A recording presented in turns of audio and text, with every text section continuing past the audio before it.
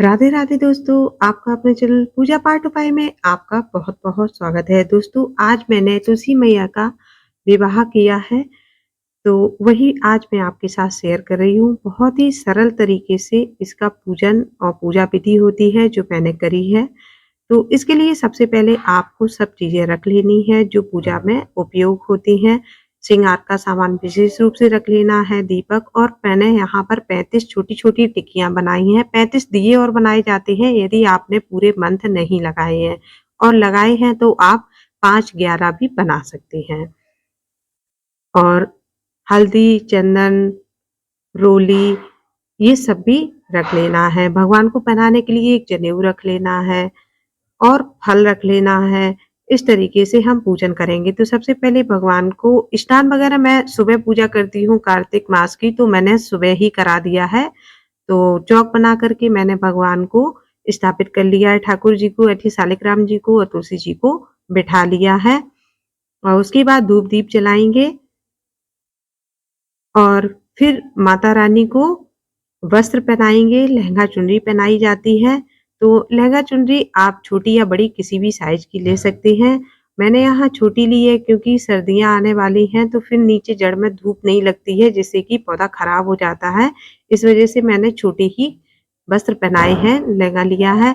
और ये एक हमारे पास श्यामा तुलसी भी है, तो घर में आपके पास जितनी भी तुलसी हैं, पूजन सभी का करना चाहिए। किसी को अकेले नहीं छोड़ना चाहिए, सभी का पूजन करना चाहिए। और जो मेन तुलसी हैं जिनकी आप डेली पूजा करते हैं, तो उनको पटे पे बैठाना चाहिए शालिग्राम जी के साथ, क्योंकि उन्हीं का हमें गठबंधन करना होता है। तो इस तरीके से मैं सबसे पहले हल्दी लगा रही हूँ, उसके बाद मैं माता रानी को मेहंदी लगाऊँगी, क्योंकि शादी में पहले हल्दी मेहंदी ही लगाते हैं। और उसके बाद हम चढ़ाएँगे रोली, और रोली चढ़ाएँगे, तिलक करेंगे। ठाकुर जी का सबसे पहले शालिग्राम जी का ही सब कुछ करा जाता है, उसके बाद तुलसी मैया का करते हैं। तो इस तरीके से बहुत सादा तरीके से हम घर में पूजा कर सकते हैं। इस पूजा में आप खील और गट्टा जो दीपावली पे आते हैं, उनको भी ज़रूर रखिएगा। थोड़ी-सी मिठाई भी रखी जाती है, जो भी आपकी इच्छा हो, वो भी आप रख सकते हैं।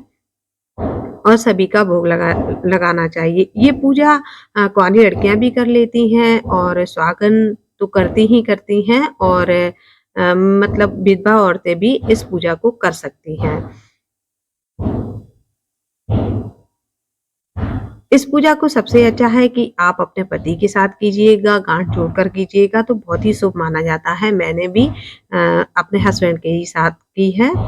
आप भी कर सकते हैं, और नहीं हो तो आप अकेले भी कर सकते हैं, कोई दिक्कत नहीं है। तो इस तरीके से मैंने चंदन भी लगा दिया है, रोली भी लगा दी है, और भगवान को बहुत अच्छे से तैयार कर लिया है। इसके बाद फूल वगैरह चढ़ाएँगे, और बाकी का जो श्रृंगार होता है, जैसे कि चूड़ी वगैरह है, वो तुलसी मैया को हम पहना ही देते हैं। केटेस है वो लगा देंगे, मतलब जितना आप उनको पहना सकते हैं, ओढ़ा सकते हैं, वो उनको पहना ओढ़ा दें, क्योंकि तभी वो बहुत ही सुंदर सी लगती हैं। आज तो भाई उनका विवाह है, तो हमें बहुत सलीके से उनको तैयार करना होता है। तो इस तरीके से मैंने चूड़ी भी पहना दी है, और चूड़ी पहनाते समय ये ध्यान रखना चाहिए कि जिस भी डाल में आप चूड़ी पहना रहे हैं, वो थोड़ी-सी मजबूत होनी चाहिए, क्योंकि वो कभी-कभी क्या होता है, हल्की डाल में चूड़ी डाल देते हैं, तो वो डाली झुक जाती है, तो तुलसी मैया को कष्ट पहुँचने का डर रहता है। इसलिए ऐसी डाल में आप वो चूड़ियाँ पहनाएँ जिससे कि वो आराम से उसका वज़न सहन कर लें। उसके बाद हम बिंदी भी लगाएँगे, और हाँ, और थोड़ी कुछ पैसे आपको इस पूजा में चढ़ाने होते हैं। इस पूजा में क्या, सभी पूजा में थोड़े से पैसे ज़रूर चढ़ाना चाहिए, जिससे कि जो भी पूजा में हमसे चूक रह गई हो, कोई भी सामान की कमी रह गई हो, तो उसकी पूर्ति हो जाती है। उसके बाद जो भी सुहाग का सामान आपने चढ़ाया है, वो माता रानी को स्पर्श करा दीजिएगा, क्योंकि सारा सामान तो हम उन्हें नहीं पहना पाएँगे। इसलिए जो भी चढ़ाया है, वो माता रानी को स्पर्श करा देना होता है।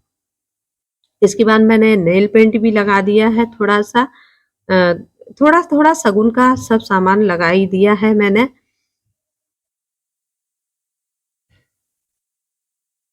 तो पूजा करके बड़ा ही मन प्रसन्न होता है।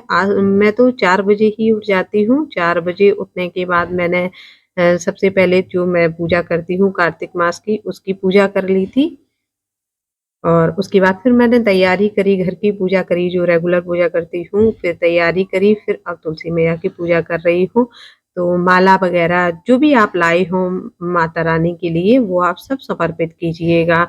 आप फूल माला लाए हो तो फूल माला भी समर्पित कर सकती हैं। मैंने माला वैसी ली है, तो मैंने वैसी माला पहना दी है जो रेडीमेड आती हैं। क्योंकि ये काफ़ी दिन तक पिनी रहती हैं, मैया रानी बहुत सुंदर सी लगती रहती हैं, तो इसलिए मैंने ऐसी माला पहनाई है, बाकी फूल मैंने चढ़ा दिए हैं। और ये मैं गठबंधन करा रही हूँ, तो मौली से माता रानी को 7 फेरे लगा कर के सालिग्राम जी के साथ गठबंधन कराया जाता है तुलसी मैया का। तो अब मैं 7 फेरे लगवा रही हूँ। हाँ, आप खड़े होकर भी करा सकते हैं यदि आपने बीच में कहीं तुलसी मैया को स्थापित किया है, रखा है, चौक बनाया है। मेरी साइड में तो मैं घूम नहीं पा रही हूँ, तो मैंने बैठकर ही इस तरीके से गठबंधन करा दिया है और फिर मैं जिस जगह बैठी हूँ, उस जगह ही खड़े होकर परिक्रमा 7 कर लूँगी। तो आप भी ऐसा कर सकते हैं या फिर आप गोल-गोल राउंड लगाकर भी गठबंधन करा सकते हैं। उसमें आप ठाकुर जी को आप अपने हाथ में लेकर घूमें तो ज़्यादा बेहतर रहता है। और उसके बाद जो भी आपने भोग भोग वगैरह रखा है, वो आप समर्पित कर दीजिएगा। बहुत ही सरल पूजा विधि होती है और सरल पूजा विधि से ही हमें पूजा करनी चाहिए। किसी का बहुत ज़्यादा देख-दिखावा में नहीं करना चाहिए, उससे भगदड़ बहुत रहती है दिमाग में और पूजा में उतना मन भी नहीं लगता है। इस पूजा में एक छोटी-सी अग्यारी करी जाती है, तो ये मैं छोटी-सी अग्यारी करे दे रही हूँ। आहुति आप माता रानी के और ठाकुर जी के नाम से डालें या कोई भी मंत्र जाप कर सकते हैं। ओम नमो भगवते वासुदेवाय नमः का मंत्र का जाप कर सकते हैं और उसके बाद माता रानी की आरती कर देनी है। तो ये मैंने आरती कर दी है। तो इस तरीके से मैंने बहुत सरल तरीके से माता रानी की पूजा करी है और इसके बाद मैं प्रसाद अपने यहाँ छोटी-छोटी कन्याओं को बाँट दूँगी। तो ये देखिए प्रसाद भी तैयार हो गया है बँटने के लिए। तो अगर वीडियो अच्छा लगा हो तो इसको लाइक कीजिएगा, शेयर कीजिएगा और दोस्तों चैनल पर नए हैं तो चैनल को सब्सक्राइब भी कर लीजिएगा। तो फिर मिलेंगे। राधे राधे, जय श्री कृष्ण।